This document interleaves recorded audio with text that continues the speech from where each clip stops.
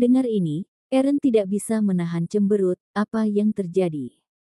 Hei, Jayan tertawa dengan tatapan aneh. Jangan pura-pura tidak tahu. Berita tentang kamu dan Geisa tidur bareng sudah tersebar kemana-mana. Sejujurnya aku dulu mengagumi kepintaranmu, tapi sekarang aku juga mengagumi keberanianmu. Bahkan Geisa mau tidur denganmu. Siapa yang beritahu kamu? Eren semakin mengerutkan keningnya. Mungkinkah Geisa sendiri yang menyebarkan berita ini dan ingin membuat kejadian ini tersebar? Namun, dia langsung membuang pikiran itu. Bahkan jika Geisa ingin dia jadi pacarnya, Geisa tidak mungkin menyebarkan isu ini. Jayan tidak berbicara, tetapi mengeluarkan ponselnya dan masuk ke situs forum kampus, membuka sebuah postingan, menyerahkannya kepada Eren. Lihat sendiri, ini buktinya. Jayan berbicara sambil menepuk pundak Eren, kamu sangat beruntung.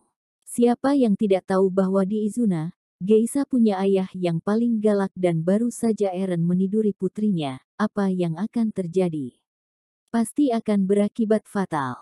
Ada 3 foto di postingan itu, yang pertama adalah nomor kamar tempat mereka menginap, yang kedua foto Eren keluar dari kamar, yang ketiga adalah foto Geisa yang juga keluar dari kamar. Ini. Eren mengembalikan ponsel Jayan, tetapi dia tidak menganggap masalah ini terlalu serius. Hari berlalu dalam sekejap mata. Di hari ini, kemanapun Eren pergi, orang-orang menunjuk ke arahnya dan menatapnya dengan aneh. Bel sekolah berbunyi. Eren mengemasi tas sekolahnya dan berjalan keluar. Begitu dia sampai di gerbang sekolah, dia berhenti, tiba-tiba 2 pria besar berbaju hitam datang. Kau Eren ya? Bos kita mau ketemu kamu, ayo ikut kita. Kata salah satunya dengan suara dalam. Baiklah. Eren mengangguk dengan tenang dan mengikuti keduanya ke sebuah mobil SUV Mercedes-Benz hitam. Banyak siswa yang melihat kejadian ini menjadi gempar dan saling membicarakan ini. Hei, aku berani taruhan, 2 pria pakai baju hitam itu pasti dikirim oleh ayah Geisa. Ya, Eren akan celaka. Dia bisa tidur sama siapapun, tapi dia pilih Geisa, benar-benar sial. Aku ingin tahu apa besok Eren masuk sekolah. Mungkin tidak. Mercedes-Benz pergi, Eren duduk di kursi belakang diapit 2 pria besar berbaju hitam, satu di kiri dan satu di kanan. Namun, kedua pria besar berbaju hitam itu sedikit terkejut, karena menurut mereka, Eren terlalu tenang, ada sedikit gaya orang yang berkuasa. Tetapi, segera mereka membuang pikiran itu jauh-jauh, anak ini harusnya tidak boleh tidur dengan nona muda. Meskipun mereka sudah melihat bos marah, mereka belum pernah melihat bos semarah ini, bahkan porselen berharga favoritnya dibanting hingga berkeping-keping. Jadi, jika anak ini tidak mati hari ini, minimal dia akan mengupas kulitnya. Setelah setengah jam, sebuah SUV Mercedes-Benz berhenti di sebuah villa besar di pinggiran kota. Turun. Salah satu pria berbaju hitam keluar dari mobil terlebih dahulu dan memerintah dengan dingin. Eren turun dari mobil dalam diam, melihat sekeliling, dia melihat 2 baris pria berbaju hitam berdiri di luar aula villa. Mendongak, Eren melihat seorang pria paruh baya dengan wajah dan mata murung duduk di sofa di ruang tamu yang luas. Ketika dia keluar dari mobil, pria itu tertuju padanya. Bawa dia masuk. Saat berikutnya, pria paruh baya itu berbicara, dari nadanya ada kemarahan besar. Masuk. Kedua pria berbaju hitam itu mendorong Eren, tetapi Eren segera maju segera, membuat mereka berdua ketinggalan. Kemudian, mereka melihat Eren berjalan melalui lorong, masuk ke ruang tamu, berhenti 1 meter di depan Gougen dan menatapnya dengan tenang. Melihat ini, ekspresi terkejut terlintas di mata Gougen. Dia sudah menyelidiki identitas dan latar belakang Eren secara menyeluruh. Seorang anak dari keluarga biasa, tapi dia masih bisa tenang di bawah tekanan seperti itu. Segera, kemarahan luar biasa melonjak dari dalam hatinya. Dia ingin membawa putrinya ke keluarga Sambo di liburan musim panas ini untuk dijodohkan. Dengan bantuan keluarga Sambo, posisinya di Izuna pasti akan lebih kuat. Sayangnya, semua ini hancur karena bajingan ini. Memikirkan hal ini, Gougen tidak sabar untuk membunuh bocah ini. Kemudian, Gougen berbicara perlahan, kamu tahu kenapa aku mencarimu? Kurang lebih tahu, ucap Eren ringan. Lalu, apa penjelasanmu? Tanya Gougen dingin, sikap bocah itu membuatnya kesal.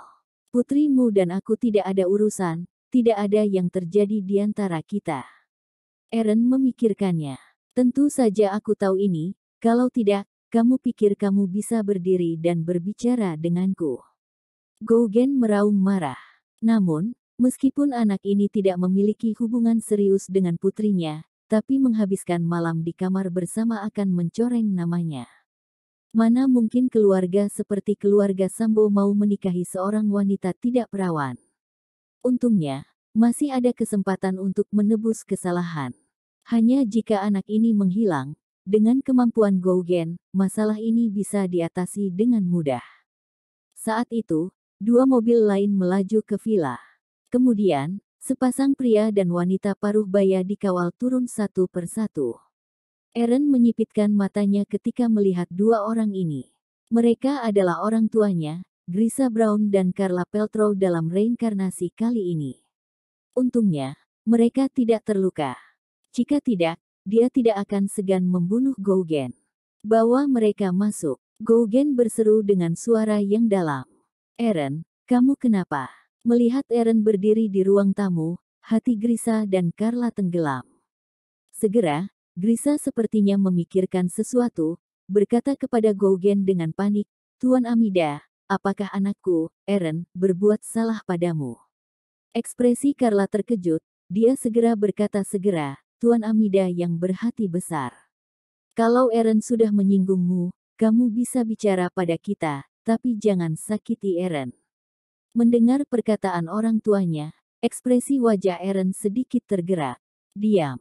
Gougen berseru dengan ringan, menyebabkan Grisha dan istrinya sedikit gemetar.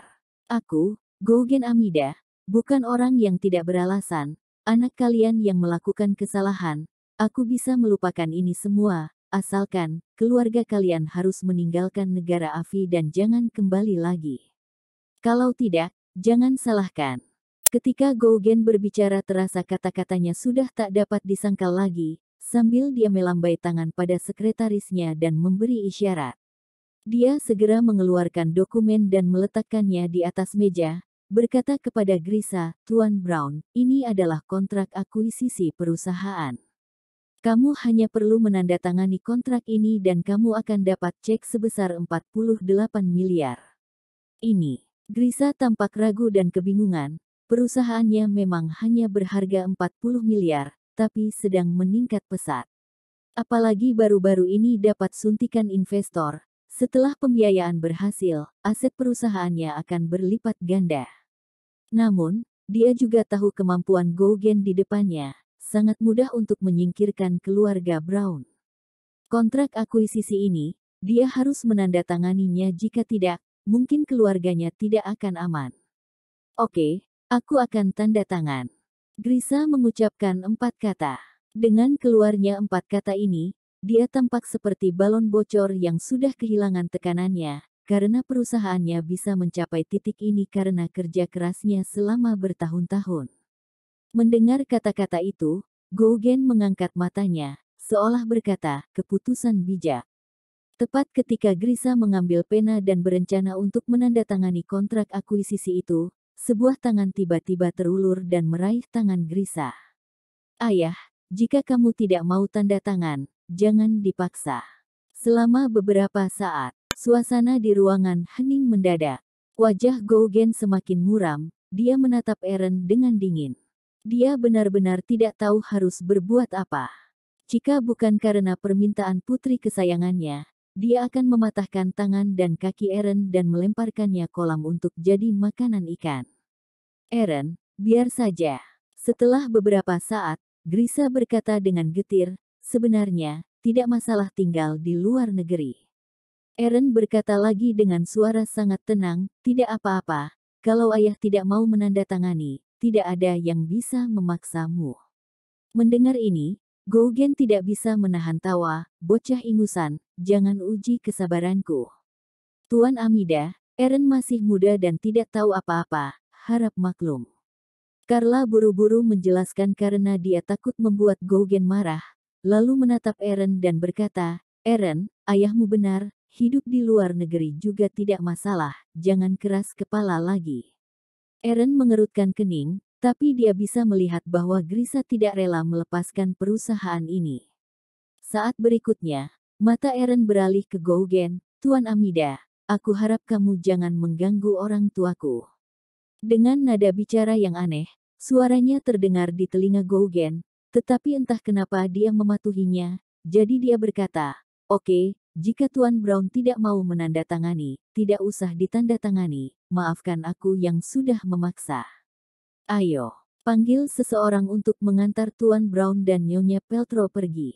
Langsung, 4 pengawal datang, untuk mengantar Grisa dan Carla pergi. Tuan Amida, jangan marah, aku akan menandatangani ini, tolong jangan apa-apakah Eren.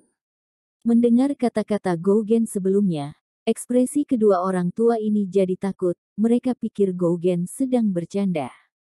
Gougen tersenyum dan bangkit, kalian berdua, jangan salah paham, aku pastikan tidak akan menyakiti anak ini sama sekali. Jadi silakan pulang dulu, aku perlu bicara dengan anakmu. Pada saat ini, Eren juga menoleh dan berkata kepada orang tuanya, ayah dan ibu, Tuan Amida tidak akan menyakitiku, kalian pulang saja dulu. Ini, Grisa dan Carla tampak curiga, mata mereka terus melirik Gougen dan Eren. Kejadian ini sangat aneh, terutama karena sikap Gougen yang tiba-tiba berubah, membuat mereka bingung. Percayalah, aku nanti akan segera pulang, kata Eren lagi. Oke, kita menunggumu di rumah, ingat, jangan nakal. Mereka berdua akhirnya terima keputusan ini. Dengan dikawal, mereka masuk ke mobil dan pergi. Pada saat Tuan Brown dan istrinya pergi, Gougen bergidik dan tersadar. Dia menatap Eren dengan ngeri, bocah anjing, apa yang tadi kamu lakukan padaku? Baru saja, apa yang Gougen lakukan benar-benar di luar kendali pikirannya, seolah-olah tubuhnya dikendalikan oleh orang lain, dia menjadi boneka, sama sekali tidak bisa mengendalikan dirinya. Pada saat ini, senyum dingin muncul di mulut Eren, Tuan Amida, kalau kamu tidak puas, kamu bisa balas dendam padaku, tapi jangan ganggu orang tuaku lagi, atau aku akan buat kamu menyesal lahir di dunia ini. Gougen tertawa kesal, bocah anjing, apa kamu sadar perkataanmu? Aku benci panggilanmu, jadi. Saat berbicara, Eren mengangkat tangannya, tiba-tiba, plak, Gougen ditampar dan jatuh ke sofa. Gougen langsung terkejut sambil memegang pipinya yang perih. Sekretarisnya juga tercengang, dia segera berteriak, lindungi bos. Tiba-tiba puluhan pengawal di luar villa menyerbu masuk ke dalam, ada yang melindungi Gougen, ada yang mengepung Eren. Tangkap dia, hidup atau mati. Gougen menggeram. Langsung, puluhan pengawalnya bergerak serempak, menyerang Eren dari segala arah. Semua pengawal terlatih, salah satu dari mereka bisa dengan mudah mengalahkan 7 atau 8 orang biasa, bahkan jika mereka dikeroyok, bahkan prajurit biasa bukan lawannya.